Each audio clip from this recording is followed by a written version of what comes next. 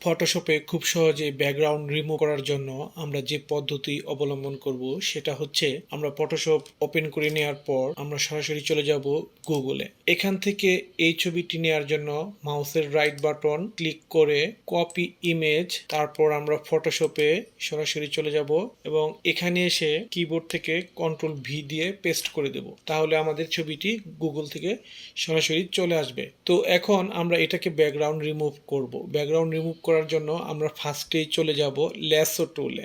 Lasso টুল click করে এভাবে চারপাশে আমি ল্যাসো টুল দিয়ে আমি এভাবে রেখা টেনে নেব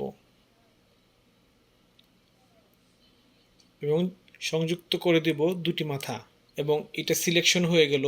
এখন আমরা উপরে এই যে এখানে সিলেক্ট অ্যান্ড মাস্ক এখানে ক্লিক করব, করার পর একটু ওয়েট করব। হ্যাঁ, এখন আমরা অবজেক্ট অ্যাওরা ক্লিক করব, এখান থেকে আবার সিলেক্ট সাবজেক্ট ক্লিক করব, তারপর ওকে, একটু ওয়েট করব।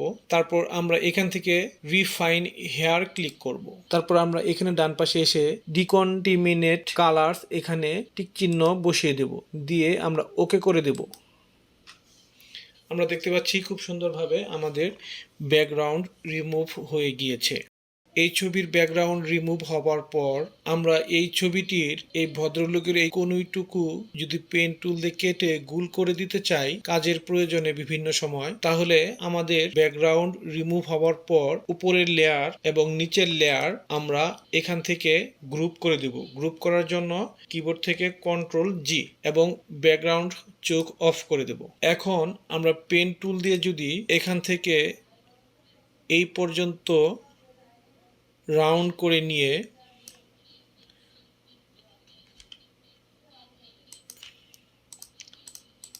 পেছন দিয়ে ঘুরিয়ে নিয়ে কানেক্ট করে দিয়ে কিবোর্ড থেকে কন্ট্রোল এন্টার, তাহলে আমরা এখন কিবোর্ড থেকে অল্টার চেপে ধরে যদি মাস্ক ক্লিক করি তাহলে আমরা দেখতে পাচ্ছি খুব সুন্দরভাবে আমরা যতটুকু রাউন্ড কেটে দিতে চেয়েছি ঠিক অতটুকুই কেটে গিয়েছে। এভাবে আমরা ছবির প্রয়োজনের স্বার্থে যে কোনো জায়গায় রাউন্ড অথবা যে কোনো সাইড কেটে নিতে পারি।